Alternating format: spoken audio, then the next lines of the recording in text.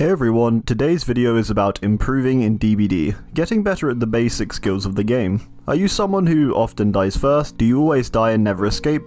Do you hate chases because you never know what to do in them? Well, today we're looking at chases. Something we're going to do with the examples I've chosen. We're going to look at these examples and then assess how I played them, what I did wrong, what I did right, and the tools available to me that I did or did not utilize. Hopefully this can help you to come out a little bit better and more knowledgeable at chases, because they're hard, and I certainly haven't mastered them yet. I hope only to provide some tips that may be of use. I'm basically going to show a series of chases, which I will then judge. Our first chase here is against Huntress, and it's a chase during the endgame at quite a risky point where two teammates are compromised and I'm injured. Whilst watching it, try and see any mistakes I made and think about how I could have possibly played situations differently.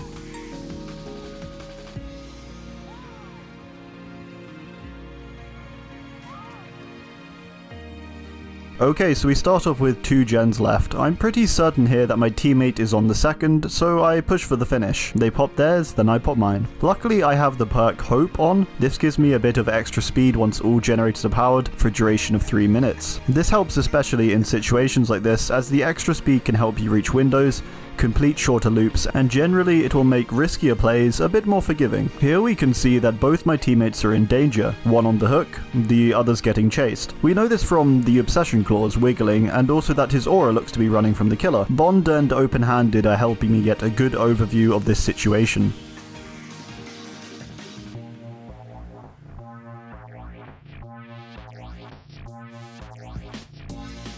I stop briefly here, hoping that the killer attempts to hook my other teammate so I can get a safer save. I decide instead to just push for the immediate save however, which is risky and is potentially poor decision making as I don't have borrowed time, and it's perfectly plausible that the killer will come back and either down me or the Steve, as we'd both be injured. However, sometimes you have to play a bit risky, so I just do it.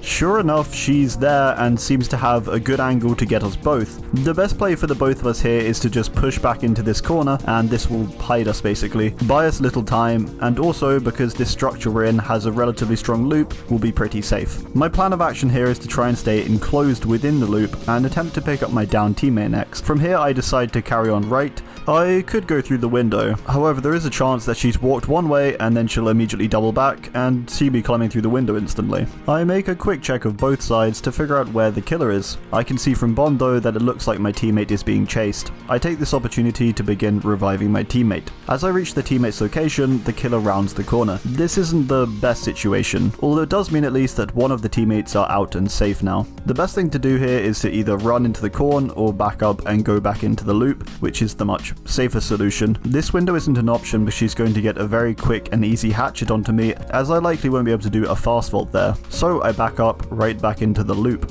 She now has a hatchet ready, so I do a quick right turn as she's likely expecting me to go right into the loop, so I dodge first, then go toward the structure. My positioning here isn't great. That window I had seen earlier has line of sight through to my position. The better option potentially would have been to follow this way instead once I had rounded that corner, although I do know that there can be a pallet spawn here, so I keep heading that way. Sure enough, she does decide to peek that window, so luckily I made it in time. My extra haste from my hope probably saved me there. I see her run to the right after missing her hatchet, so I contemplate what to do briefly, before deciding to drop this pallet, which I would say was a good decision. Pre-dropping this means that this will no longer be a danger later on, if say she's close enough that she can swing, but also close enough that if I were to drop the pallet, then she could still throw over it. Dropping it now means I can probably avoid her long enough to make her break the pallet. When she's locked into that braking animation, I have plenty of time to pick up my teammate, as they're probably fully recovered by now, and the Huntress won't be able to come after me as she's fixed into that spot. Here you can see that she's kind of pivoting on this corner, so I do the same here, as around this section with the pallet down, she can't reach me in time if she goes either way around. She comes around this corner pretty strong, and I nearly mess it up here as she could have hit this. Luckily I dodge it. I bait out the throw over the pallet a few more times, and she pretty quickly realizes she has to break this pallet. As soon as she's locked into the animation, I bolt for the window to grab the teammate. So I managed to achieve what I set out to do, which was to get both my teammates up. My teammate goes off to the right and I go back into the corn. This wasn't the best decision, but I was kind of panicking as Huntress is about to round that corner. I'm effectively running into a dead zone here though. My plan was to utilize the corn for cover and get to a structure, but she reaches me quicker than I anticipate, leaving me no other option but to spin and dodge. I remember from earlier that this Huntress wasn't too great when in very close proximity, so I keep that in mind to try and stay close to her. It's always good to try and figure out the individual player's weakness when facing them. Different killers will have different weaknesses. Some will always respect pallets, some will favor being sneaky, stuff like that. I go down here, but my teammates both get out. Overall, not too bad. On to the second chase. This is one where I use some interesting strategies that are kinda risky too.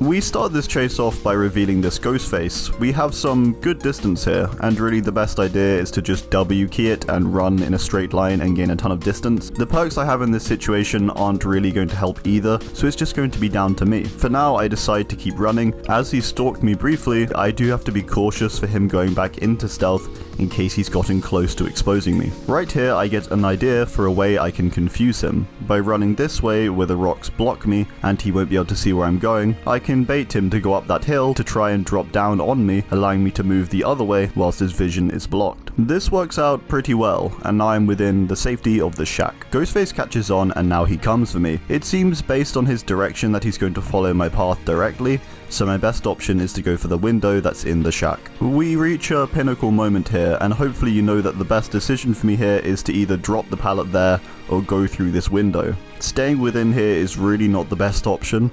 However, I decided I wanted to be a little risky. This is typically a bad idea though, but I decide I want to try and bait a swing at the window. I run for the window, aiming myself toward it, and at the last second turn away, so he tries to lunge at where I would have been. From here I can see from the red stain that he's going to keep chasing me directly, and I know I won't have time to fully vault the window or make another loop around, so I attempt to bait that same window on the other side again. From his perspective, again, this looks like I will definitely vault the window. This is a pretty simple trick you can do just by leaning toward it as the window approaches. As soon as they lunge, they're locked into that animation and you'll gain some distance. I bait the window once more, hoping he'll back up and go back that way, allowing me to leave and make a ton of ground. He decides instead to keep chasing me, and because I don't want to drop the shack pallet, I try to bait the window again. This is super risky and again, not really worth it. I nearly spin him, but it fails. I make as much ground as I can with the speed boost I get from being hit. This is something you should always do.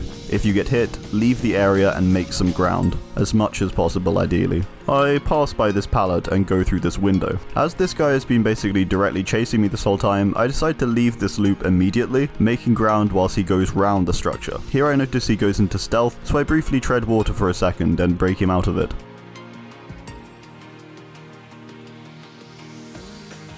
Right here we're in a really good spot. This was maybe one of the only good decisions I made in this chase.